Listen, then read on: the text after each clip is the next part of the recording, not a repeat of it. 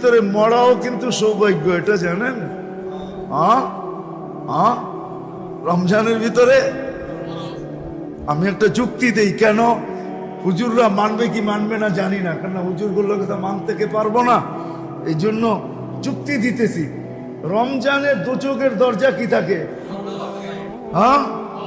আচ্ছা, রমজানে যে মরলো দোজখে দেওয়ার তো সুযোগ নেই, কেন দরজাই তো বন্ধ, ওর জন্য তো আর খুলবে না।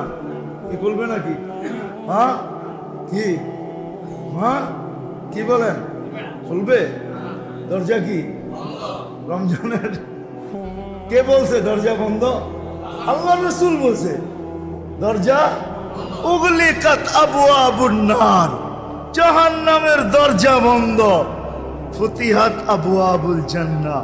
বুঝা গেল এইদিকে রাস্তা যখন বন্ধ, রাস্তা এইদিকে খোলা আছে, আমার গাড়ি এইদিকেই যেতে হবে, ওইদিকে যাবে না। জান্নাত মুআসাত, সহানুভূতি দিয়া জান্নাত কামায় নিব।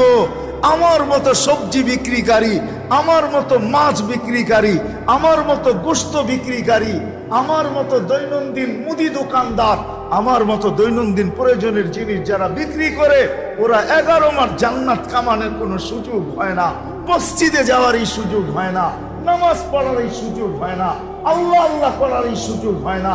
আমি একটা মাস বাইসা নিছি, আমি এই মাসে জান্নাত কামায় নিব, কিন্তু বন্দেগি দিয়ে তো পারবো না, এই জন্য বাইসা নিছি, আমি সহানুভূতি দিয়ে কামায় নিব। বলো ওলামা যে সহানুভূতির বিনিময়ে জান্নাত দিবে কি দিবে না? ওয়াদা আছে কি নাই? তখন আপনিও বলতেন যে তুমি জান্নাতের জন্য লাভ নিবে না, তখন ক্রেতারও 2টা কাজ করত, প্রয়োজনের বেশি এক রত্তি কিনত না, প্রয়োজনের বেশি এক রত্তিও বেশি নিত না। এমন না যে যেই দামে কিনা ওই দামে বিক্রি, সারা বছরটা কিনা ফ্রিজে রেখা দেয়। তাহলে ক্রেতাও হয়তো এরকম যে যা প্রয়োজন এর চেয়ে বেশি এক রত্তি নিব না। যদি জিজ্ঞাসা করে কেন, আমিও সহানুভূতি দেখাইতে চাই, ওরও জান্নাত দরকার, আমারও দরকার। আবার নিয়া 10 টাকা হাদিয়া দিয়া দিত, বলবো তোমাকে লাভ দিতেছি না, তুমি লাভ নিবে না, আমি জানি তুমি জান্নাতের আশায় লাভ নিবে না, আমি জানি, আমি তোমাকে লাভ দিতেছি না, আমারও জান্নাতের দরকার, আমিও সহানুভূতিমূলক 10 টাকা তোমাকে বেশি হাদিয়া দিই। তাহলে আমার সমাজটা এরকম হতো, এরকম হতো, এরকম হতো। ওই কথার থেকে বাহির হয়ে গেছি, মনে রাখতে হবে। মৌসুম আইসা যেরকম ফুল ফুটায়, ফল ফলায়, মৌসুম আইসা ফুটায়, মৌসুম আইসা ফলায়। রমজান ও মৌসুম, এই জন্য আল্লাহ সমস্ত কাতারকে শেষ করা একটা কাতার বানায় দিয়েছে। সব ফরজ, নফল ফরজ, মুস্তাহাব ফরজ, সুন্নত ফরজ, ফরজ 70 গুণ বেশি। 70 গুণ বেশি। সব কথার পিছনে একটা বুঝ আছে, বুঝ। তোর হাসি বুঝি আমি বুঝি না, তুই হাসিটা কে লেগা দিলি? হাসি দেওয়ার পরে বলে না কি, হঠাৎ একটা হাসি দিল বন্ধু আইসা, আপনি বুঝা ফেললেন, তখন আপনি কি বলেন? তুই যে হাসিটা দিলি, তুই ভাবতেছিস তুই হাসি কেন দিলি, আমি বুঝি না। এখনো বুঝি ক্লাস 1-এ পড়ি। এরকম হয় না? হয় না? দিয়ে অনেক কিছু বুঝায় ফেলে, ঠিক না? ঠিক না? সত্য এটাই। এরকম হাদিসও অনেক কিছু বুঝায় ফেলে, হাদিসও অনেক কিছু বুঝায় ফেলে। রমজান ওই মৌসুম ছিল, ওই মৌসুম, ওই ভরা মৌসুম।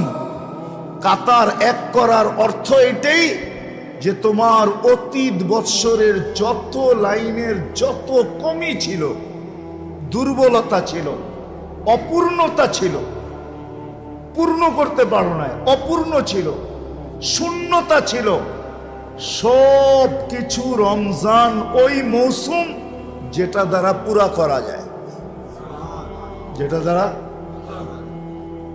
দ্বারা পুরা করা যায়। ফরজ বলো তো অতীতের ফরজও পুরা করা যায়।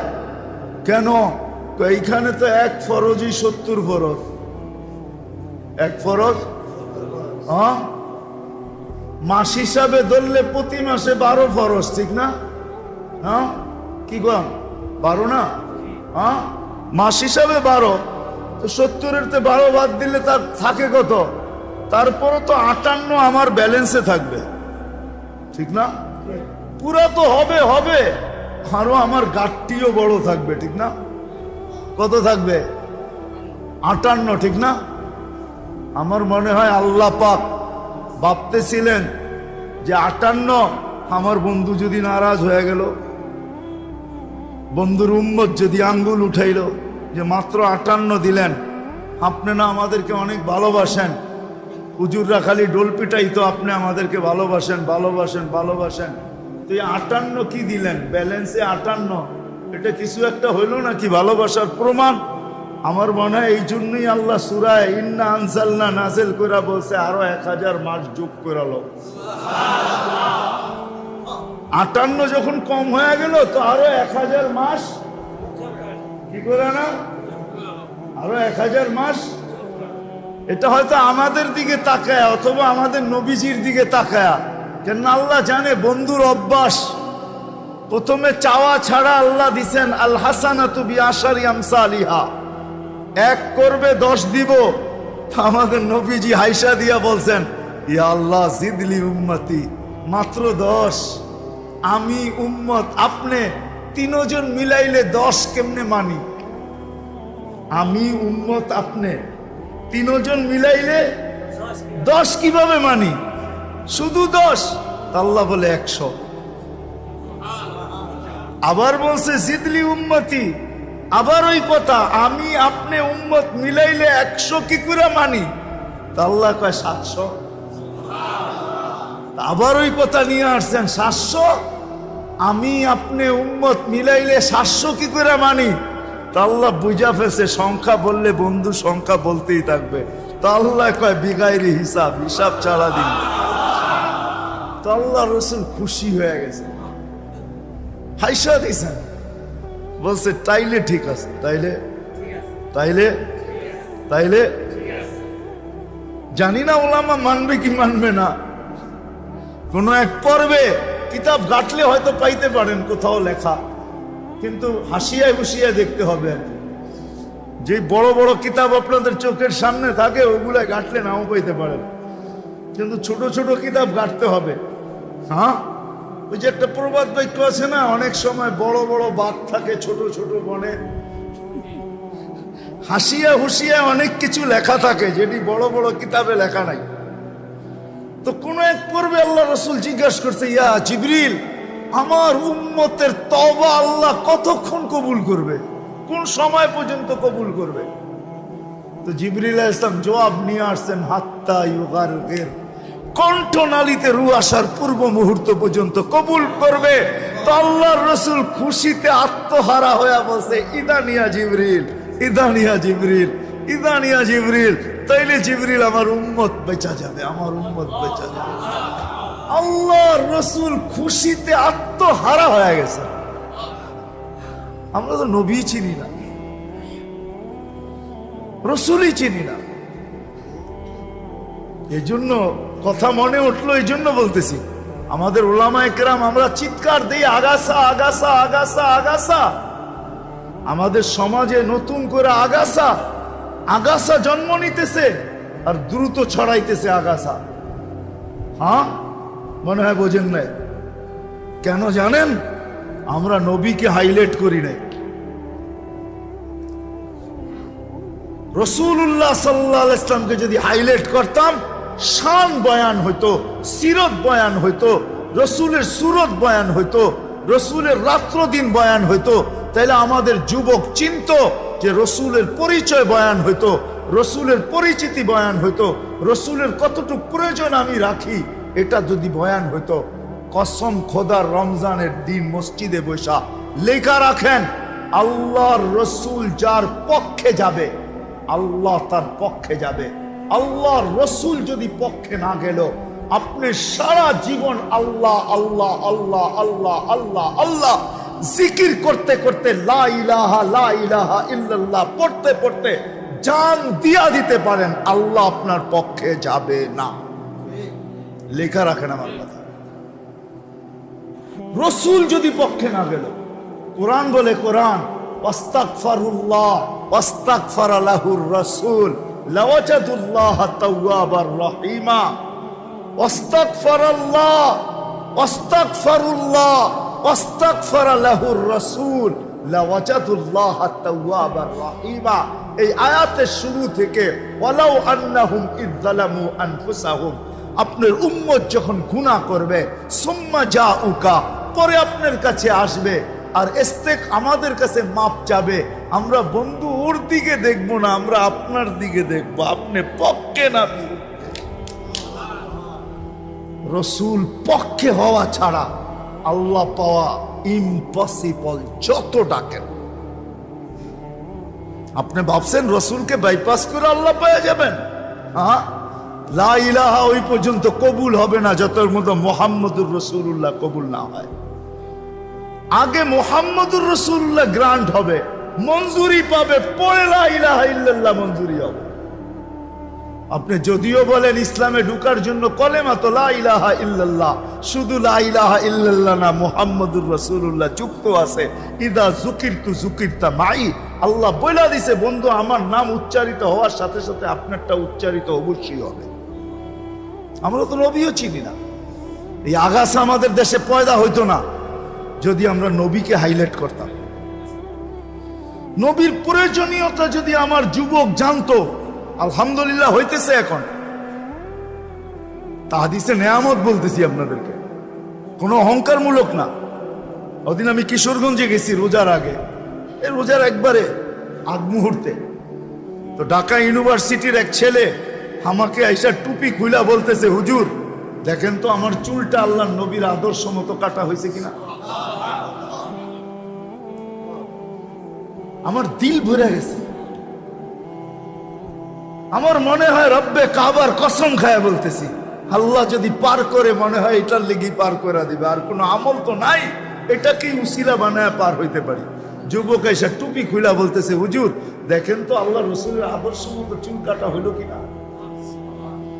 কেন আমার বয়ানে আছে যে তুমি জীবনে একবার হইলো আল্লাহ রসুলের আদর্শ মতো চুল কাটো, আর নিজের কাছে রাইখা দাও, কিয়ামতের দিন দেখা হইলে হাত পাতার সুযোগ হবে যে আমি জীবনে একবার হইলো আপনার আদর্শ মতো চুল কাটছি, আমারে কি দিবেন দেখ না,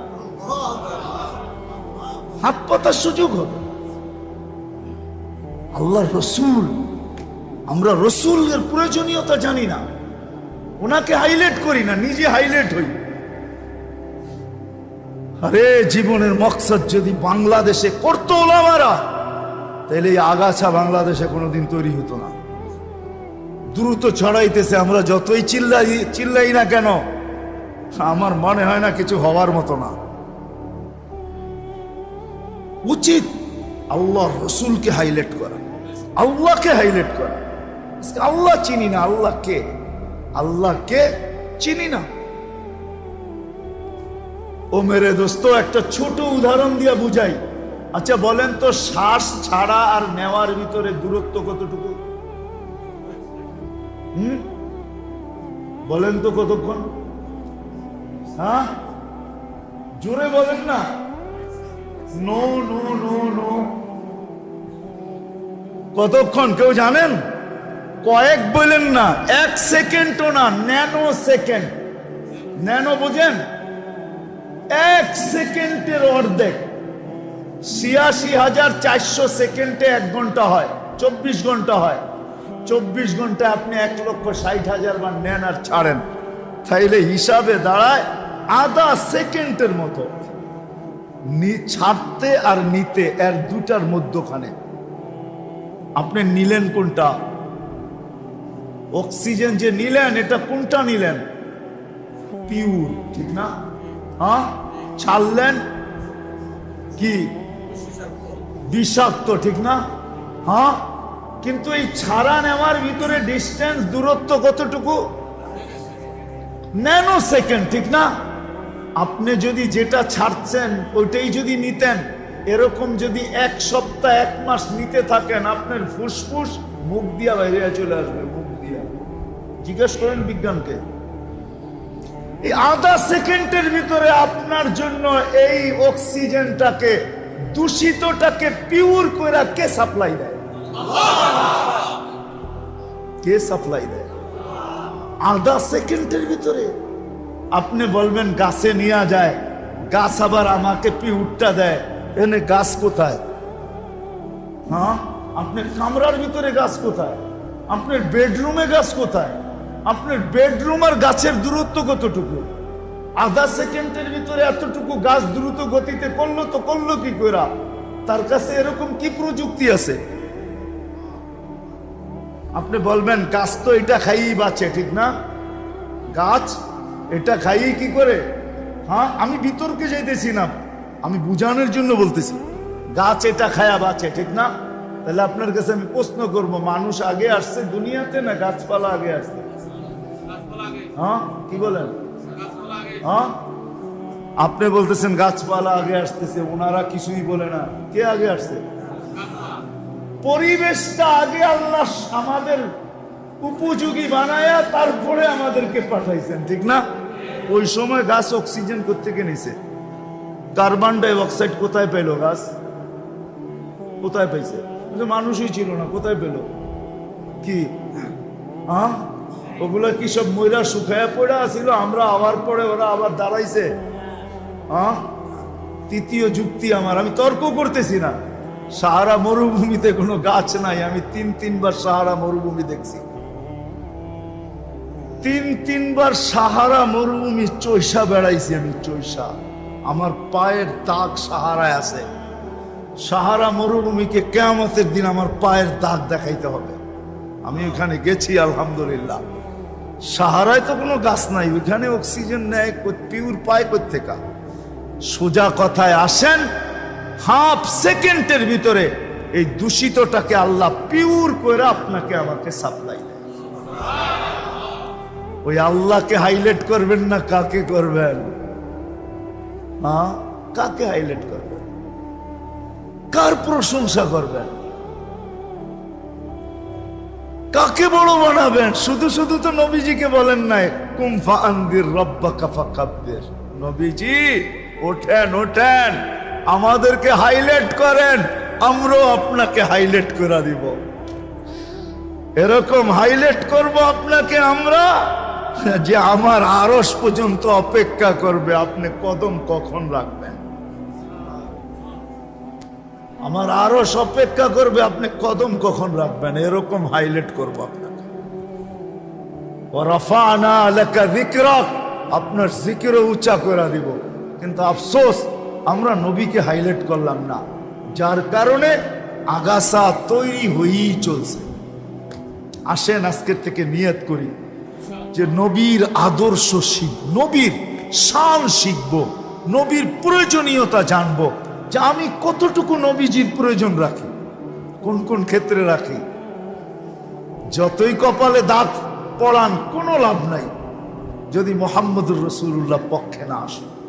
আর যদি পক্ষে আসলো, হায় হায় হায়, যদি পক্ষে আসলো, পক্ষে পক্ষে পক্ষে পক্ষে যদি পক্ষে চলে আসলো, এক কথায় যদি পক্ষে চলে আসে, এক কথায় যদি পক্ষে চলে আসে, এক কথায়। এই জন্য তো বলছিলেন যে আমার উম্মতের শাফাত তো, আমার শাফাত তো সবচেয়ে বেশি আমার গুনাহগার উম্মতের জন্য। আপনারা আমার জন্য কম, আপনারা আমার জন্য, আপনারা আমার জন্য, আপনারা আমার জন্য।